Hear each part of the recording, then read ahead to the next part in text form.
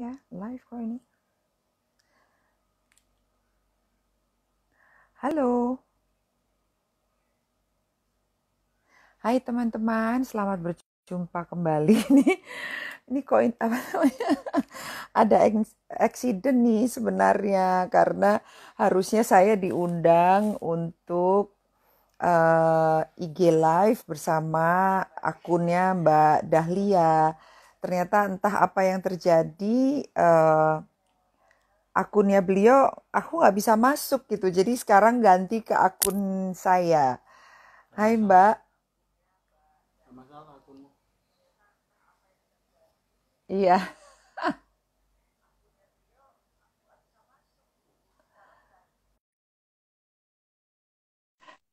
Itu dia Mbak Dahlia. Sebenarnya ini adalah ya. Tuh, Nah, malam-malam sebe begini bisa iya, ya, aneh deh. betul. Sebetulnya ini event teman-teman, ini sebetulnya eventnya Mbak Dahlia loh, bukan event saya. Makanya waktu ini kejadian ini yang ketiga. Jadi yang pertama Oh waktu itu gitu. sama Dea, dia dekan dekan Podomoro University. Itu juga begitu. Bolak-balik eventnya aku, beliaunya nggak bisa masuk ke aku. Nah sekarang terus sudah gitu sama Sari Kusumaningrum juga begitu. Nggak bisa juga. Dianya yang malah sampai sampai kita ganti hari gitu.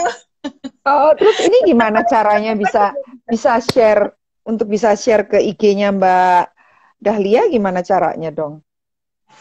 Nggak tahu nanti ya. Kayaknya berarti harus di-download. Ini aku ya harus kamu nanti kirim ke DM-ku. Jadi Oke. kamu dari coba coba Mm-mm. gitu tapi aku nggak tahu bisa di bisa di-download apa enggak. Jadi Lucu banget. Ya udah, lucu gimana nih Mbak? gitu.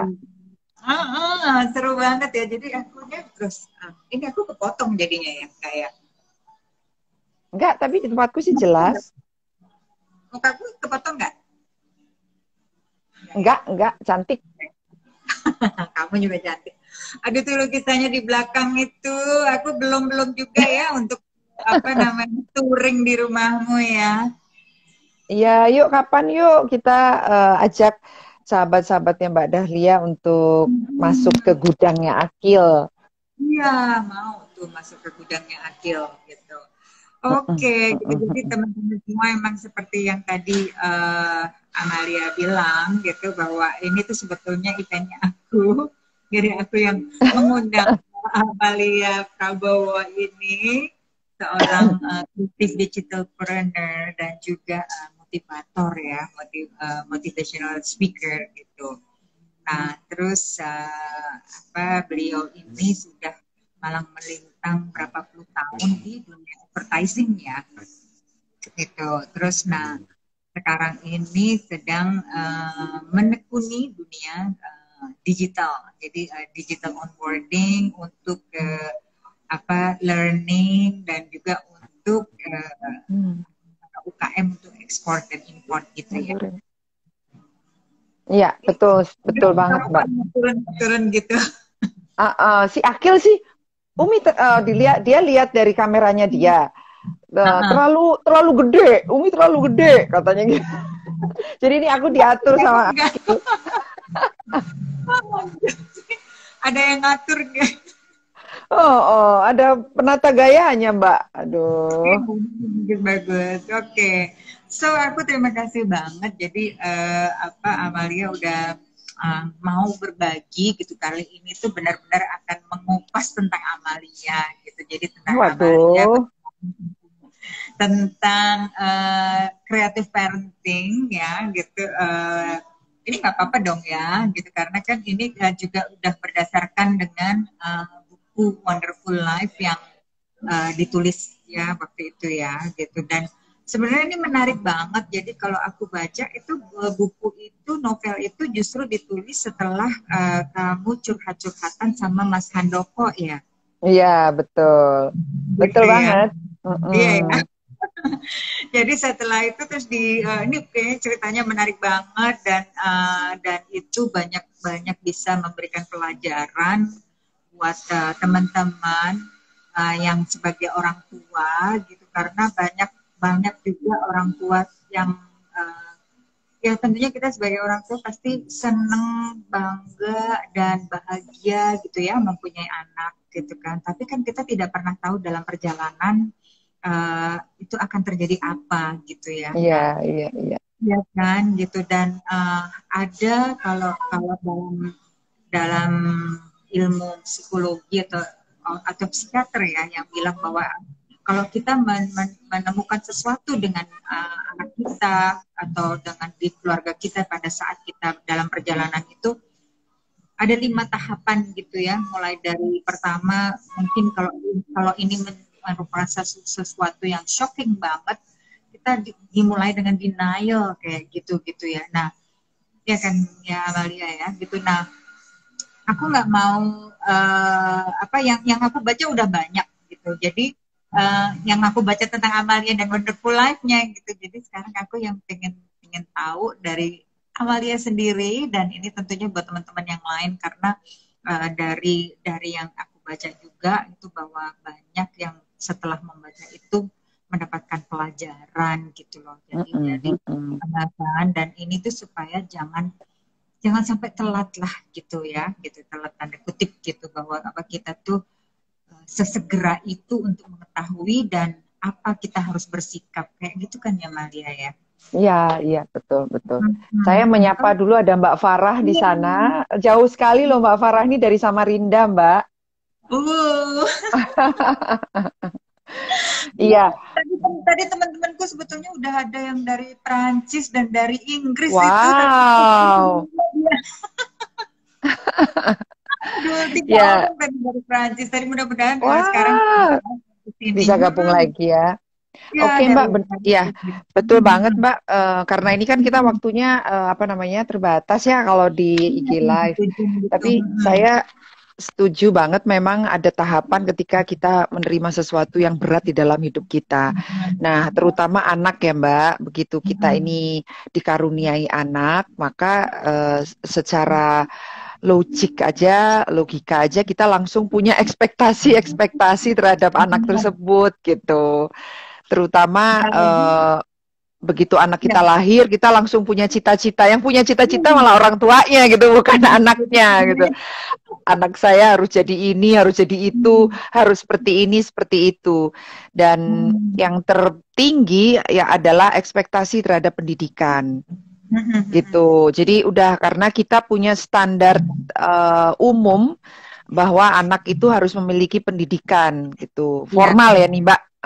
Pendidikan formal gitu. Apalagi ada undang-undangnya lagi di Indonesia bahwa anak tuh memiliki hak untuk mendapatkan pendidikan formal 9 tahun gitu. Nah, ternyata ketika Akil masuk ke kelas 1 SD, dia dinyatakan sebagai penyandang kebutuhan belajar spesifik atau disleksia gitu. Oh, itu udah kelas 1 SD ya? Jadi ya, betul. Awalnya sih sebenarnya awalnya masih dibilang kesulitan belajar dan kesulitan membaca, speech delay, macam-macam lah gitu.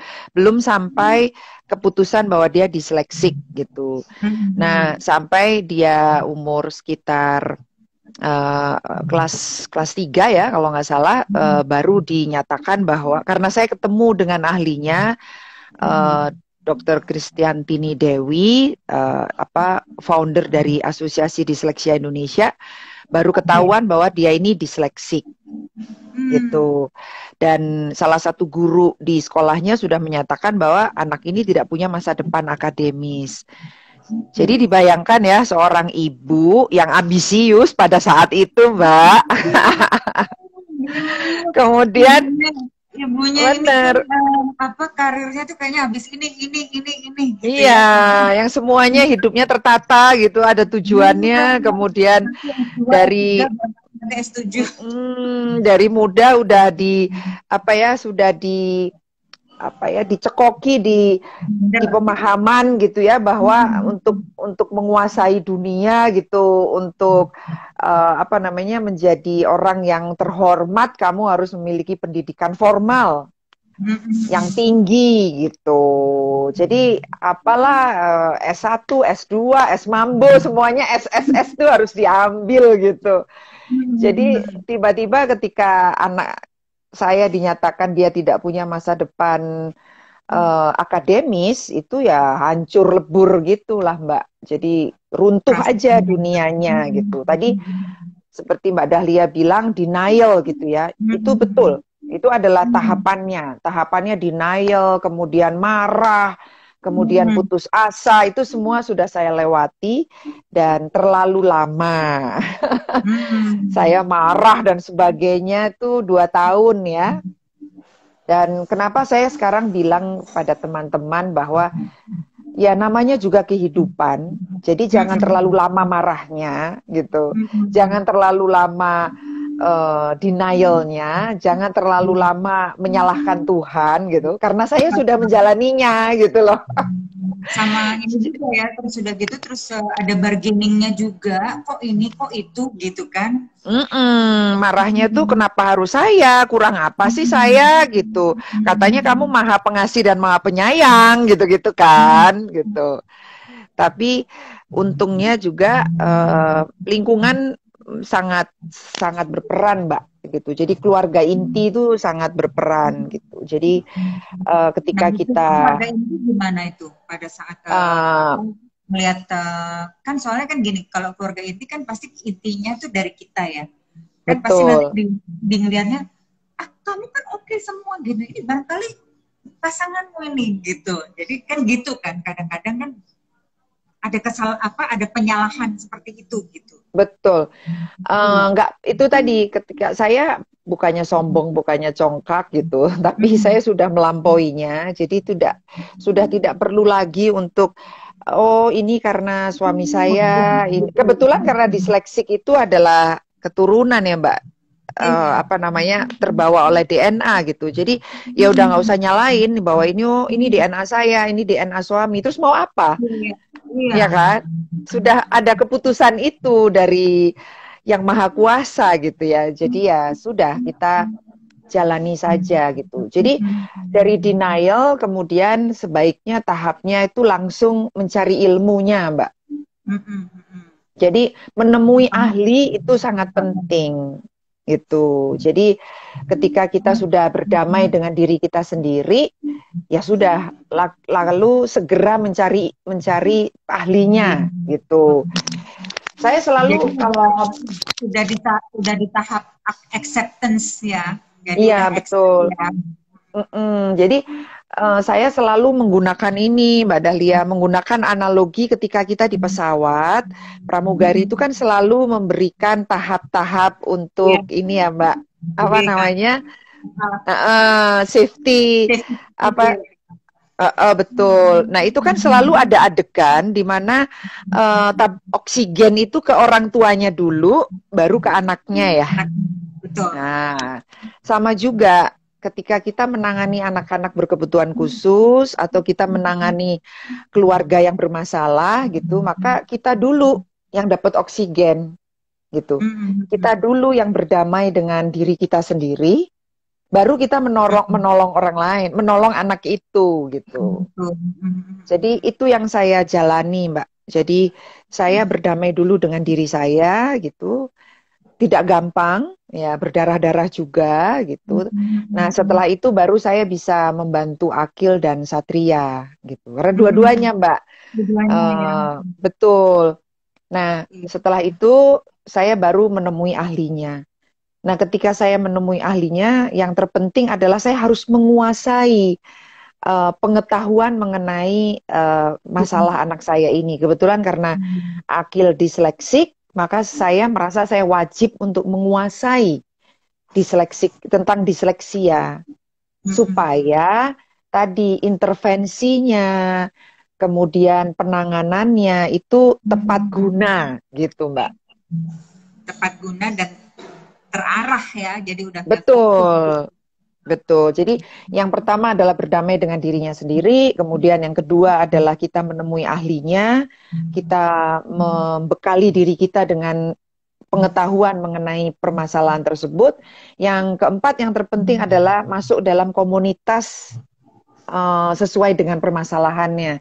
Jadi saya masuk ke komunitas disleksia, kebetulan sampai sekarang udah jadi ketua parenting support disleksik gitu untuk Jakarta, DKI Jakarta gitu. Jadi akhirnya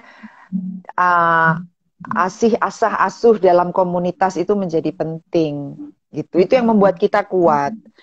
Ya tentu saja keluarga inti itu suami, kemudian orang tua ya, mertua, orang tua itu penting banget gitu. Ini adalah apa kalau saya bilang ini adalah PR atau program keluarga gitu, bukan hanya program ibu dan anak gitu, tapi ini program satu keluarga gitu sih Mbak. Terus udah gitu pada saat akhirnya udah tahu, udah accept dan udah menemui gurunya segala macam. Nah, si anaknya sendiri ini pada saat ngasih tahu ke si anaknya sendiri bahwa kamu itu punya ini gitu, itu lihat lakukan atau gimana gitu, karena kan itu anak juga gimana ya kan susah ya betul, gitu. betul. Dianya betul. sendiri Jadi kan tidak menyadari kan. Step kelima adalah kerjasama. Step kelima adalah teamwork.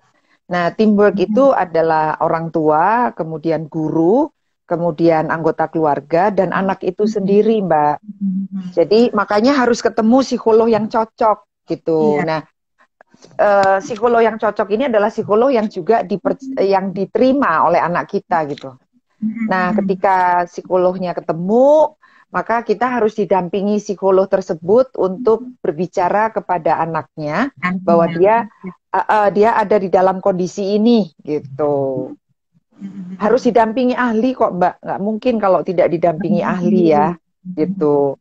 Jadi juga jangan segan untuk datang ke psikolog, bukan untuk menyembuhkan anaknya gitu. Seringkali kan kalau saya ikut seminar ini, seringkali orang tua itu ke psikolog untuk menyembuhkan anaknya gitu.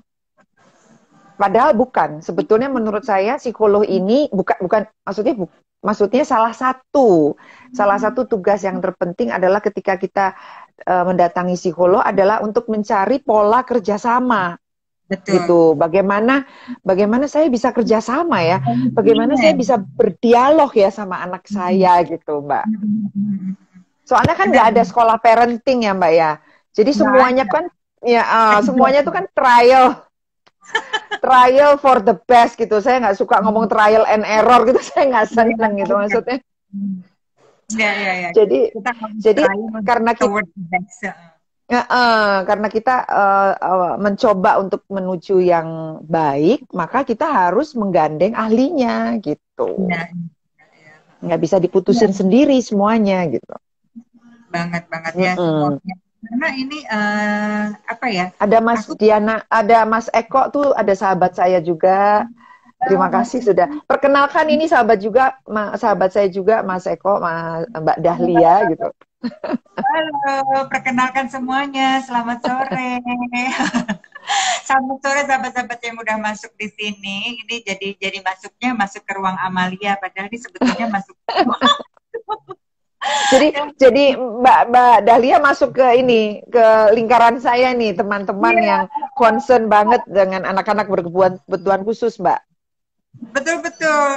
Justru aku suka sih, nggak masalah. Cuma semoga teman-temanku juga di lingkupku di lingkunganku juga tadinya kan sebenarnya pengen tahu itu gitu ya. Jadi nggak semua orang gitu yang memiliki anak berkebutuhan khusus itu bisa open as you are gitu ya kan gitu. Jadi dan ini banget dan ini ya aku tuh juga ngelihat kayak tadi kamu bilang bahwa kita ini bukan aku nyontokin ke binatang, tapi kita tuh kan kita tuh sebetulnya human animal kan, animal is an animal gitu. Nah itu pada saat aku juga ke dog whisperer gitu, itu juga sama sebetulnya gitu. Jadi bukan jangan orang-orang tuh kayaknya suka salah gitu, anjing ini nggak boleh gini, nggak boleh gitu gitu.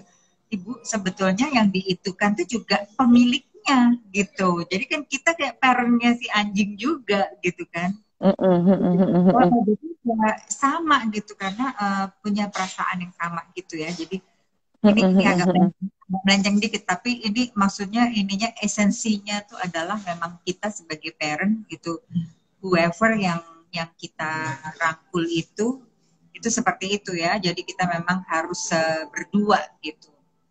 Ya kan? Nggak bisa ya, kayak kita. Betul, pada intinya anak itu adalah pribadi yang berbeda ya Mbak. Jadi kita tidak bisa menggunakan sepatu kita untuk mengembangkan dia gitu. Jadi salah satu yang semua orang bilang, aduh Mbak Amalia hebat, Mbak Amalia hebat. Karena mungkin teman-teman melihat ketika saya sudah sampai di titik ini gitu. Tapi sebetulnya berdarah-darahnya luar biasa Mbak. Karena justru saya yang selalu saya share kepada teman-teman, kesulitan yang paling besar itu adalah berdialog dengan diri kita sendiri. Gitu. Ketika kita berusaha untuk membuat gelas kita ini kosong, gitu. Jadi ketika saya menangani Akil dan menangani Satria, itu gelas saya ini kosong, Mbak. Saya udah saya udah bukan Amalia yang seperti sebelum ada Akil, gitu.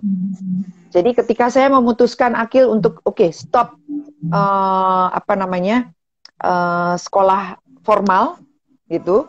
Itu saya juga didera banyak orang, bahkan di Facebook sampai diancam-ancam sama ibu-ibu yang tidak terima karena merasa saya memutus hak anak untuk sekolah 9 tahun gitu, sekolah formal gitu. Nah, tapi ketika saya memutuskan Akil untuk homeschooling, itu adalah permintaannya dia gitu. Ketika dia sudah bilang, saya udah nggak nyaman sekolah gitu. Saya sakit semua badannya Umi, saya nggak bisa sekolah. Gitu. Ketika gelas saya tidak kosong, maka saya akan memperjuangkan, meyakinkan dia bahwa dia pasti bisa sekolah. Kamu bisa gitu. Tidak. Yang saya lakukan, yang penting buat saya adalah anak ini nyaman, gitu. Nah, ketika dia bilang, saya menikmati melukis, gitu.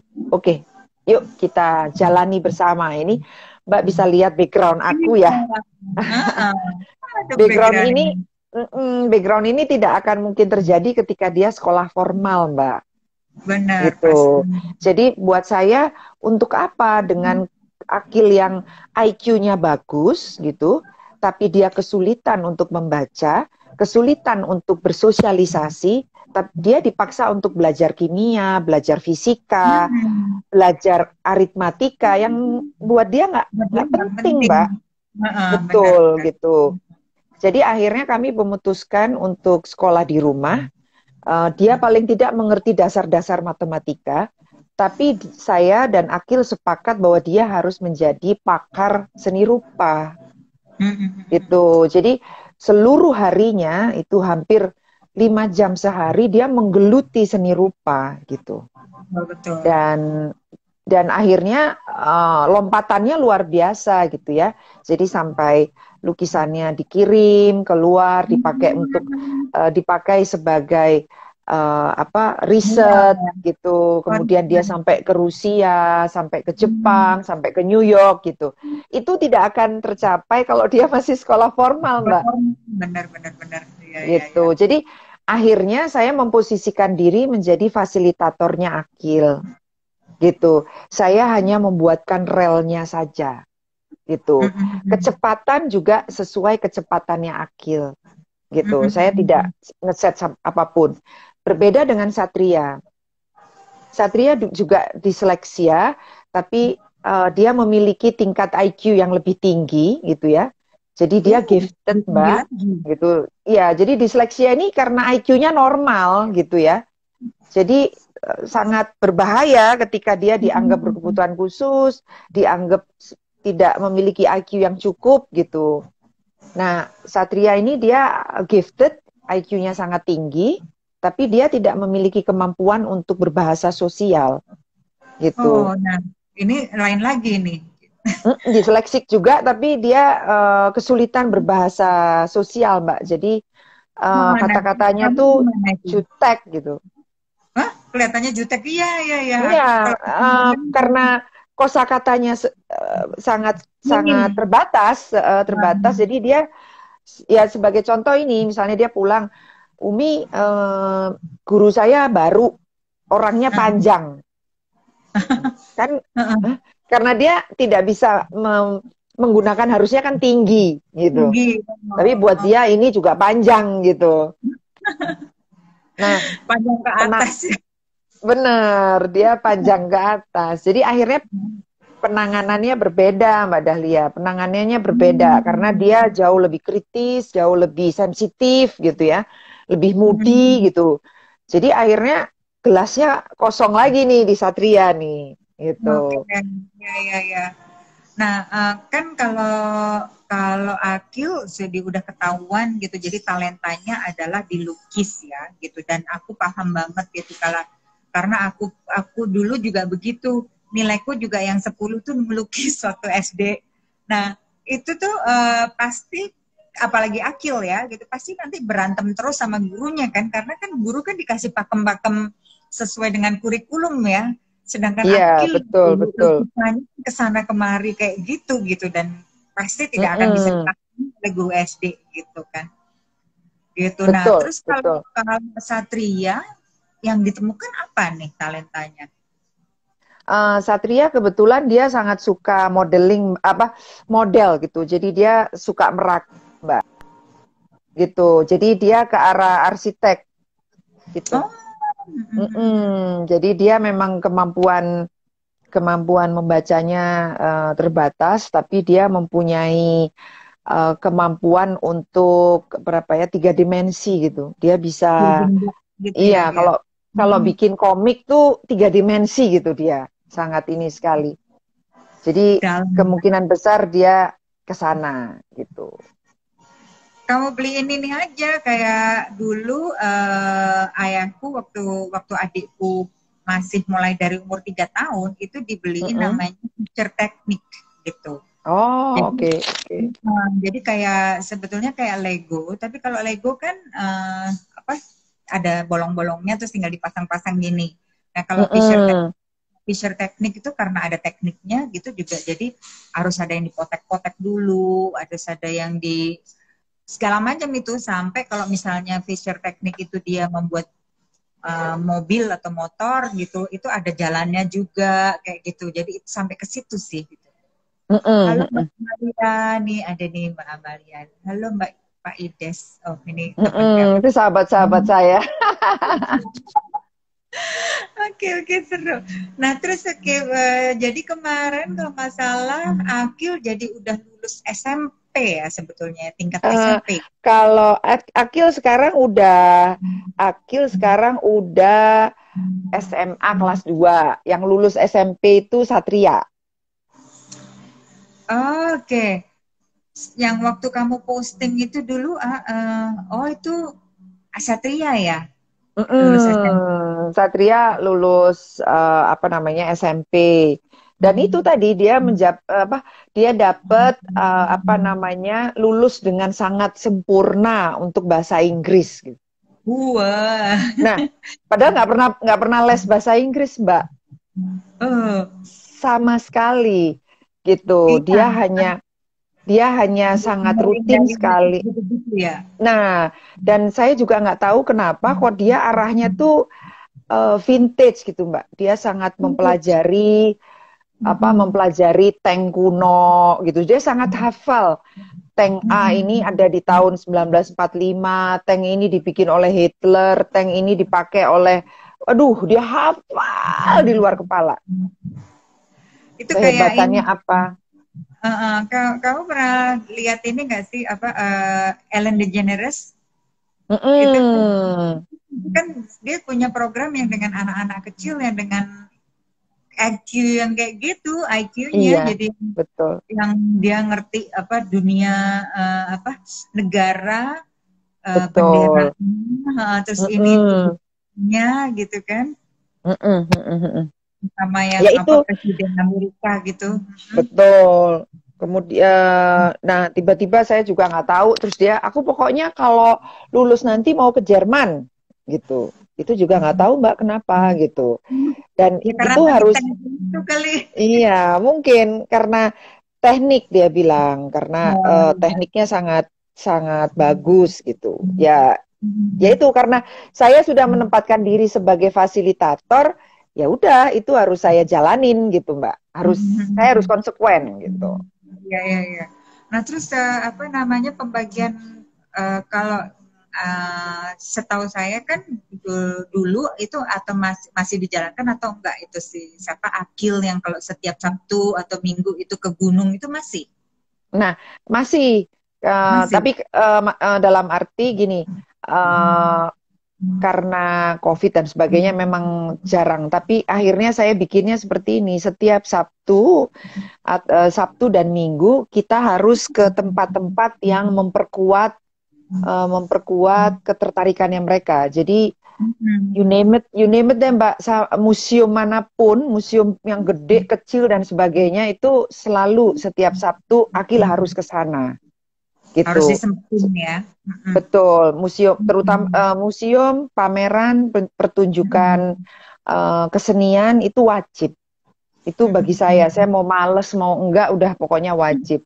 Kemudian komunitas-komunitas seperti di sini ada komunitas kafe Ojo Keos, kemudian di Ruru dan sebagainya itu saya dorong untuk ke sana. Sementara Satria adalah apa namanya begitu ada karena dia tertarik di komik gitu ya udah ada pameran komik segala macam kita masukin ke sana. Saya dorong ikut IG-IG komikus dan sebagainya gitu. Jadi memang ketika kita memutuskan untuk anak-anak homeschooling itu orang tuanya harus ekstra kreatif, Mbak. Iya banget ya Gitu. gitu. Karena kurikulumnya dipegang oleh orang tuanya. Gitu. Jadi Iya. saya setiap diundang untuk jadi pembicara di homeschooling saya selalu bilang jangan berani-berani untuk memutuskan anak homeschooling ketika orang tuanya tidak komit terhadap waktu Iya, iya, iya. gitu.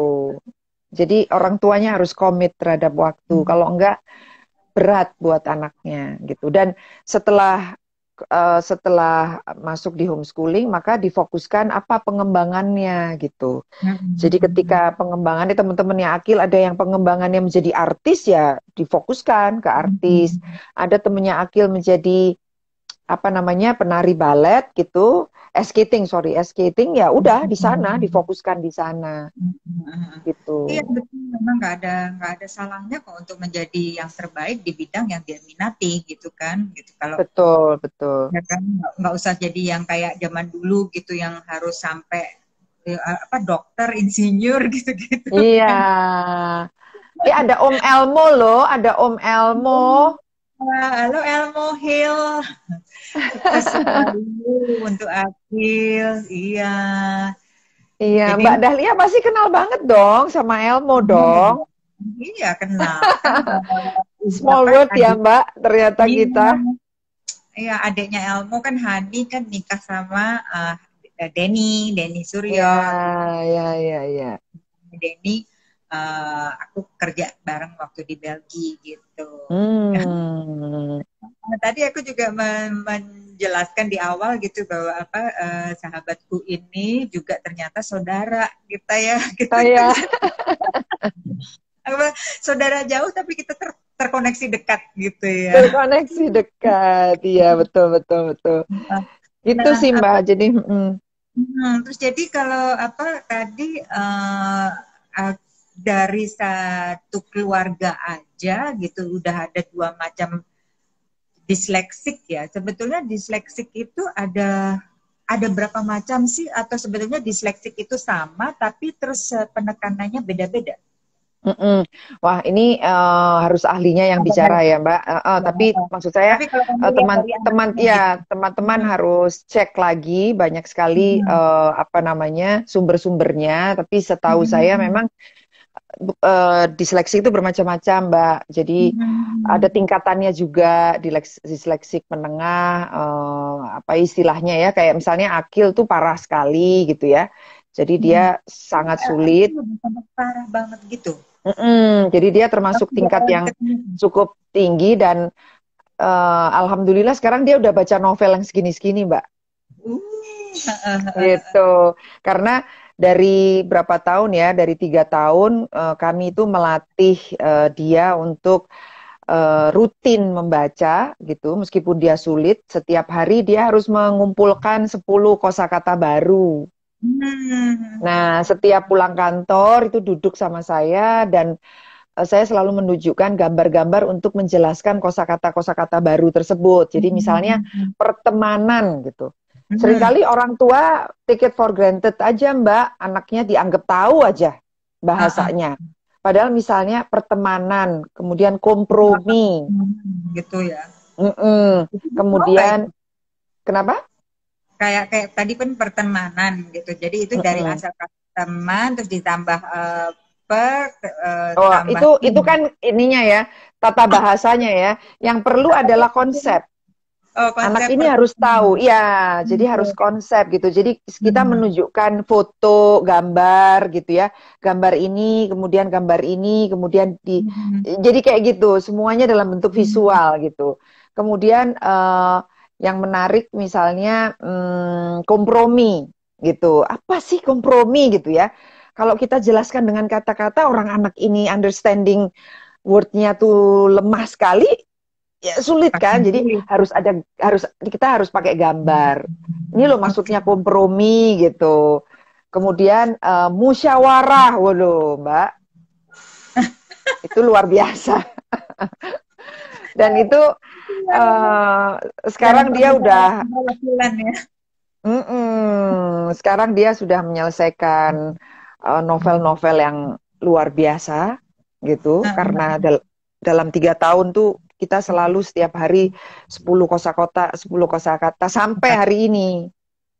Sampai hari ini, setiap Akil membaca, dia selalu kami arahkan kebiasaannya membuat mind mapping gitu. Siapa sih perannya, siapa aja di dalam novel tersebut, konfliknya apa, settingnya ada di mana gitu. Itu rutin kami lakukan setiap hari. Kayak hari ini, hari Sabtu ini kita udah janjian harus membaca sama Satria. Saya janjian sama Satria untuk membaca Terelie, Mbak ya.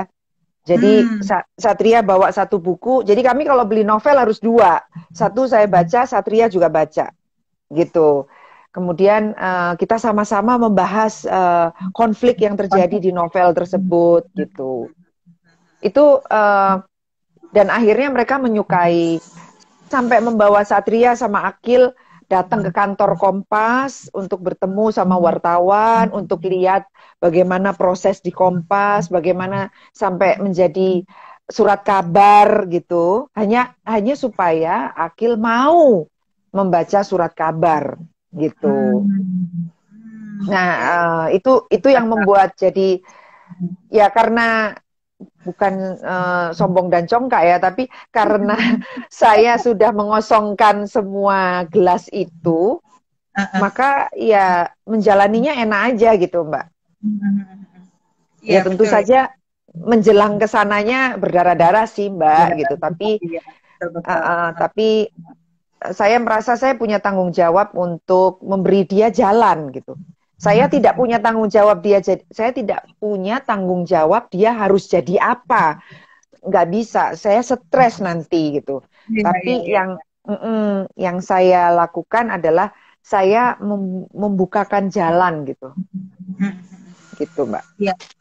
Dan ya untuk anak yang apa ya notabene normal aja gitu yang tanpa kebutuhan khusus aja kita juga pada saat ini nih apalagi di era yang seperti ini gitu ya kita tuh hanya membukakan jalan aja gitu karena Betul, betul. iya kan gitu. Anak sekarang itu kalau misalnya apa namanya kita kasih tahu gini-gini, dia bilang gitu, that's what you want, mom, not what I want. Gitu. Ya, ya, ya, Gitu kan, gitu. betul, Jadi betul, kita betul. digituin gitu. Jadi ya apalagi dengan anak-anak yang seperti Akil dan Satria itu adalah anak istimewa gitu karena mereka udah menurutku ya gitu karena mereka tuh tahu what they want dan what to do, ya enggak sih?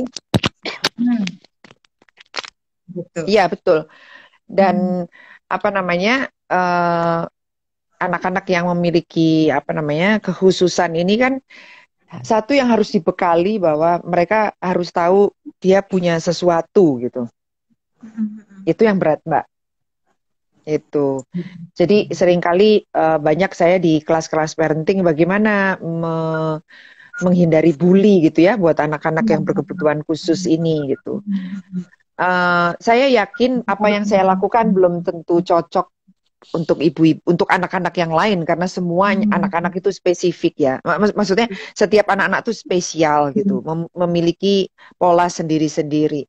Tapi kalau pengalaman saya dengan Akil, kenapa alhamdulillah dia tidak dibully oleh teman-temannya? Karena saya memberikan dia bekal untuk tidak dibully gitu. Jadi saya memberikan bekal ke dia bahwa dia punya sesuatu yang tidak dimiliki oleh teman-temannya. Bukan dari sisi material, tapi ketika saya ajak dia jalan-jalan ke Galnas gitu. Saya sampaikan ke Akil, saya yakin di sekolah kamu, Kil, hanya kamu kali yang ke Galeri Nasional gitu. Jadi dia akan merasa, aduh, iya juga ya gitu. Mungkin saya bilang, mungkin hanya kamu loh, Kil, yang tahu siapa itu Joko Peke, siapa tuh Edi Hara gitu. Jadi saya harus memberi dia bekal gitu supaya oke, teman-temannya temennya liburan ke Amerika, ke New York dan sebagainya. Tapi kamu liburannya kamu ke galerinya Eko Nugroho loh, Il, gitu. Yang buat dia wow gitu kan. Kil tahu nggak saya ajak ke museumnya Basuki Abdullah. Belum semua, nggak. Saya yakin tidak semua temanmu tahu ada museum Basuki Abdullah di sini gitu. Kemudian saya cari bahan karena entry point-nya adalah ini ya Mbak, entry point-nya adalah seni rupa gitu. Dan waktu kita jalan di Europalia, saya khusus membawa Akil ke Galeri Nasional untuk memperlihatkan lukisan Diponegoro gitu. Ya, dan saya tunjukkan perbandingannya ketika dilukis oleh orang Belanda seperti apa, ketika dilukis oleh apa namanya Basuki Abdullah. Sorry, bukan Basuki Abdullah, saya lupa. Ya, itu Raden Saleh itu memiliki point of view yang berbeda gitu. Akhirnya diskusi ala disleksia ya Mbak, tapi paling tidak dia punya sesuatu yang temennya nggak punya gitu.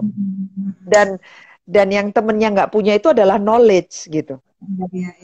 Nah gitu. Jadi bukan materi, bukan apa, tapi knowledge gitu. Gitu. Sama dengan Satria juga. Karena sekolahnya sekolah cukup high profile, temennya selalu ke luar negeri gitu, maka saya ajaknya ke Jangyard misalnya, di Lebak Bulus ini ada Jangyard. Kemudian kita ngobrol sama bapak-bapak di sana gitu, yang dia punya konsep yang berbeda gitu, sehingga dia bisa sombong sama teman-temannya. Dan sampai hari ini sih dia termasuk orang yang menurut ceritanya ya, mereka adalah orang-orang yang dianggap knowledgeable gitu sama teman-temannya gitu. Gitu sih Mbak. Intelektual ya gitu. Nah, sama ini sekarang kan kalau dengan sorry, nah apa aku potong mau cerita? Enggak, udah silakan Mbak. Oke. Apa namanya? Kalau sekarang kan jadi homeschooling gitu ya, dan ini ada yang oleh mereka ada yang kehilangan nggak sih? Jadi dia tuh nggak ada temen kan gitu, atau dalam homeschoolingnya ini semi gitu, jadi yang masih 2-3 kali seminggu datang. Oh enggak, Enggak. Full. Full. Ya, Ya. full homeschooling. Makanya tadi saya bilang di depan, Mbak, ketika kita memutuskan anak itu untuk homeschooling, maka orang tuanya PR-nya luar biasa. Jadi Akil ini komunitasnya banyak banget, Mbak. Gitu. Justru saya sangat suka sekali dengan konsep homeschooling, Mbak Dahlia, karena dia memiliki banyak komunitas di mana dia belajar bersosialisasi. Komunitas seni rupanya dengan karakter yang khusus, komunitas berkebutuhan khususnya juga khusus gitu. Kemudian komunitas anak remajanya yang anak urban dia juga punya gitu. Sehingga dia memiliki dimensi yang beragam gitu dengan komunitas tersebut. Nah, menurut saya itu perbedaan dengan sekolah formal ya, Mbak. Karena sekolah formal mulai jam 7 sampai jam 3 dia dengan orang yang sama, dengan teman-teman yang sama, dia tidak punya waktu lagi untuk bertemu dengan komunitas di luar gitu. Sehingga ketahanan untuk menyesuaikan atau beradaptasinya tuh pasti berbeda dengan anak-anak homeschooling, Mbak. Iya, Gitu. Dan itulah salah satu yang memberanikan saya untuk mengambil homeschooling. Karena karena disleksia itu anak ini memiliki kelemahan untuk bersosialisasi karena dia memiliki kemampuan berbahasa sosialnya itu terbatas, maka dia memang harus kita cemplungin di berbagai macam komunitas gitu. Gitu, Mbak. Nah, itu pada saat dia ketemu anak-anak seusia dia, gitu, mereka kalau berkomunikasi gimana ya? Ya, kalau dengan teman-teman sesama disleksianya ya kayak Sri Mulat gitu, Mbak, lucu gitu ya. Tapi mereka saling ngerti gitu kan, gitu. Ya bahasanya memang seperti itu gitu. Hanya Nah, di dunia mereka gitu ya? gitu dia punya bahasa yang ini ngomong apa sih kalau kita dengerin ini ngomong apa ya, tapi ya ketawa-ketawa aja gitu. Kemudian komunitas teman-teman dia naik gunung juga karena personil pendaki itu kan memiliki kekhususan yang empatinya tuh kan luar biasa ya, Mbak, gitu. Jadi ya dia mengenali empati seperti itu gitu di situ. Jadi ketika dia dikenalkan salah satu value pendaki itu sedikit dibagi, banyak dibagi gitu ya. Itu dia dapat banget gitu. Kemudian bagaimana dia menghargai sungai gitu. Bagaimana dia harus membatasi minum gitu. Dia merasakan sendiri bahwa waduh ternyata air putih itu luar biasa ya gitu. Itu kan dapatnya dari komunitas-komunitas seperti itu, Mbak.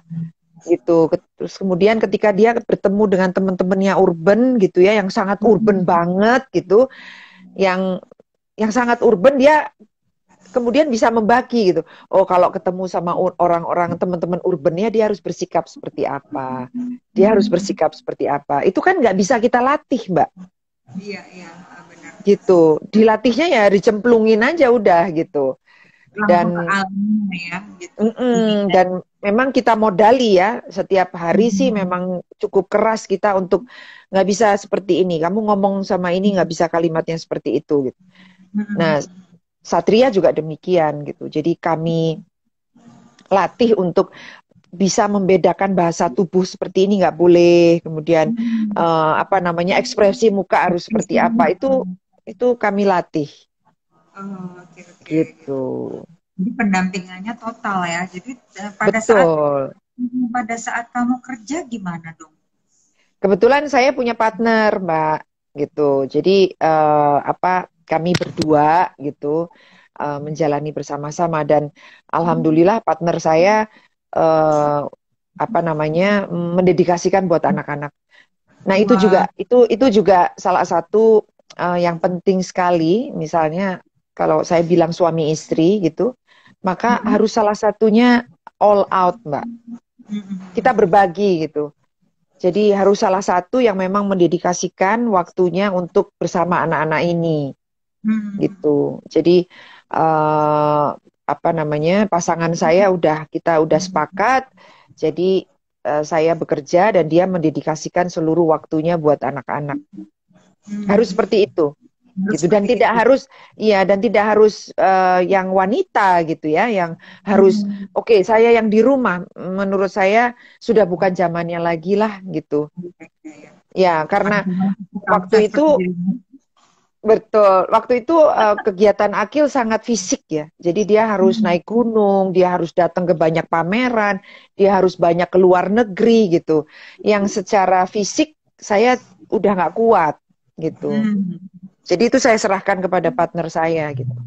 Ya, ya, ya. Ya, Nah, menurut Amalia, kalau misalnya nih kita orang tua tunggal gitu, bagaimana menghadapi anak-anak kayak gini nih? Jadi kita harus lepaskan pekerjaan kita atau kan hmm, agak susah ya jadinya ya.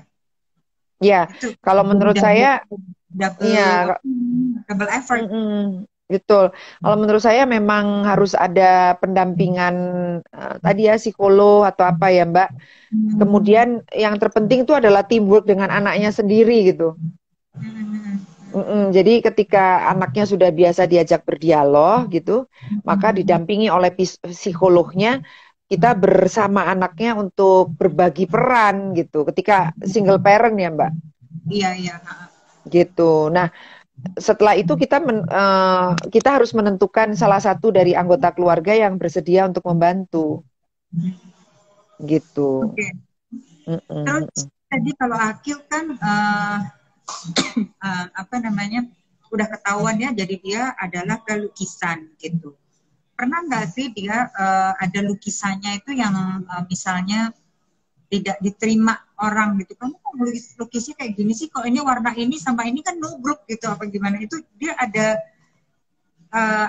tantrumnya nggak gitu, ada apa namanya Ada Mbak, pemberontakannya gitu. sering banget Mbak. Jadi kami tuh sering ditolak juga dalam pameran-pameran. Kami sering dianggap bahwa masuk seni rupa ini belum waktunya gitu ya. Beda banget ketika teman-teman dari luar ya Mbak.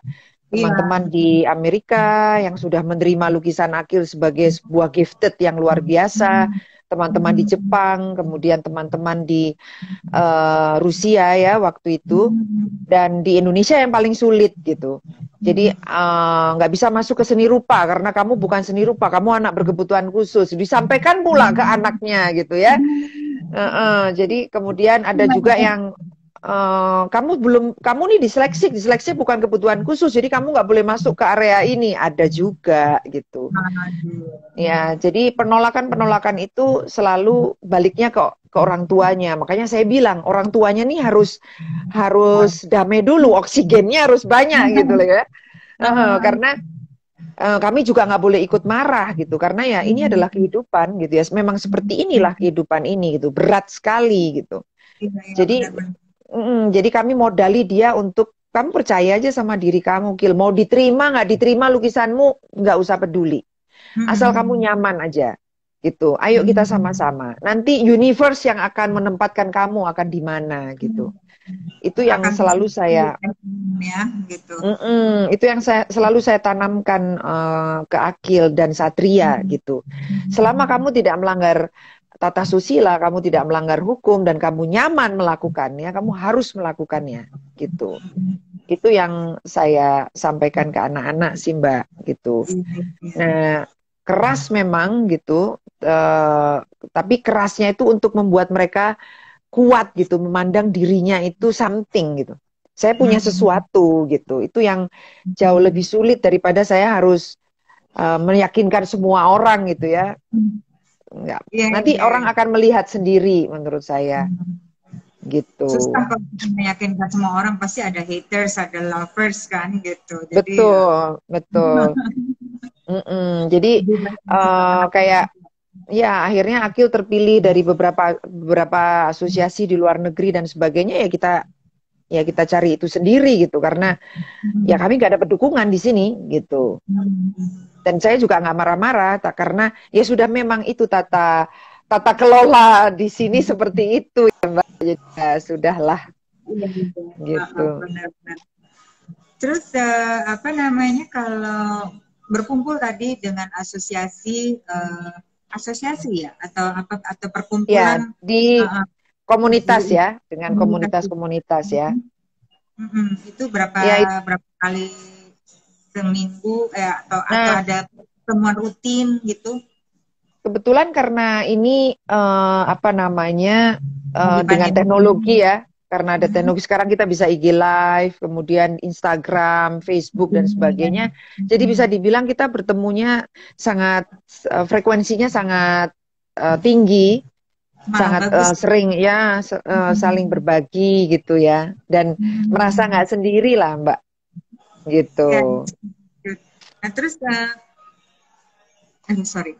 Nah, sekarang kan kemarin ini pada saat pandemi terus ada virus corona kayak gitu. Nah, itu mereka ada changes nggak gitu? Ada sesuatu yang juga rasakan nggak ini sama anak-anak ini? Berat Mbak, berat sekali. Dalam arti gini, kalau anak-anak disleksia tuh pola berpikirnya tuh jauh 5 langkah, 10 langkah di atas anak-anak pada umurnya. Karena yang aktif itu otak kanan kalau anak-anak disleksik ini Mbak. Jadi ketika ada COVID seperti ini, pertanyaannya berat-berat gitu. Pertanyaannya adalah katanya Tuhan Maha Pengasih dan Maha Penyayang, kenapa harus ada seperti ini gitu. Kemudian di mana Tuhan kok tidak menolong teman-teman saya yang orang tuanya ter-PHK. Kemudian kita bisa melakukan apa ini? Kok kita diem aja di rumah gitu? Banyak orang yang harus ditolong dan sebagainya. Jadi berat sekali gitu. Yang pertanyaannya sangat rumit. Yang ya kami membutuhkan sekali lagi kami membutuhkan tenaga ahli gitu. Jadi saya meminta arahan dari psikolog-psikolog kami untuk menjelaskan kepada Akil dan Satria tentang kondisi ini. Kami ke apa namanya pembimbing ritual kami, pembimbing religius kami, pembimbing agama kami juga ke psikolognya Akil, kami juga ke orang tua kami gitu ya. Bagaimana kami juga ke gurunya juga gitu ya. Jadi akhirnya masukan-masukan itu kembali lagi menjadi sebuah apa namanya cara untuk menjelaskan ke Akil dan Satria gitu. Jadi ya buat orang aja sulit ya. Jadi ketika kita nih di dunia gitu. Apalagi ketambahan kemarin kan Mbak yang heboh yang di Amerika itu ya tentang ras itu. Jadi buat anak-anak makin apa sih ini gitu ya, makin aduh gitu. Nah itu pendekatannya luar biasa Mbak. Cukup sulit juga kami menyampaikan. Tapi yang penting kami sudah menyampaikan bahwa ini adalah sebuah apa ya waktu itu sebuah science aja gitu. Kita arahkan ke arah science gitu. Jadi supaya mereka tidak, jadi berat sekali ketika dibawa ke arah Tuhan dan sebagainya. Kami yakinkan bahwa semua keputusan Tuhan itu pasti baik, gitu. Itu yang kita jelaskan ke dia. Gitu. Itu dulu. Kemudian yang berikutnya kita arahkan ke science. Dan orang tua tidak sok pinter itu yang penting. Jadi kita nggak sok pinter, kita nyari di internet bersama-sama, kami membaca bersama-sama gitu. Jadi buat Akil sama Satria kita sama-sama, bukan orang tuanya yang lebih pintar, bukan, kita cari bersama-sama karena COVID ini juga kita alami baru kita alami sekarang gitu. Zamannya Umi nggak ada nih Kil gitu. Jadi ayo kita cari sama-sama dan kita bahas bersama-sama gitu. Itu sih Mbak. Iya, justru ini malah yang jadi yang unik kayak anak-anak yang lulus pada saat ini itu ini pasti akan kamu ingat seumur hidup gitu karena betul. Online. Dan yang menarik banyak teman-teman saya yang anaknya juga berkebutuhan khusus, anaknya lebih kreatif ketika di rumah aja, ketika semua materi-materi ajarnya disampaikan secara online, ternyata ini anak lebih aktif gitu, anaknya lebih betul. Jadi bisa jadi ketika dia berangkat ke sekolah gitu, dia merasa nggak aman gitu. Jadi kan orang tuanya jadi tahu, oh iya ya gitu, merasa nggak aman ternyata dia gitu. Jadi banyak sih yang bisa kita pelajari dengan 3 bulan kita di rumah saja, Benar-benar. Oke. gitu. Terus apa namanya? Kita tadi mulainya jadinya jam berapa ya? Heeh, kita 1 jam loh, ini tiba-tiba putus loh ini Mbak. Tiba-tiba putus, makanya kita sebelum putus kita jadi apa namanya, kita kan mungkin Amalia pasti setuju bahwa ini tuh adalah bagian dari hidup ya. Jadi kita nggak nyebut bahwa ini problematik hidup gitu kan, Iya, karena iya, iya. kan pasti setuju ke situ gitu. Nah, terus bagian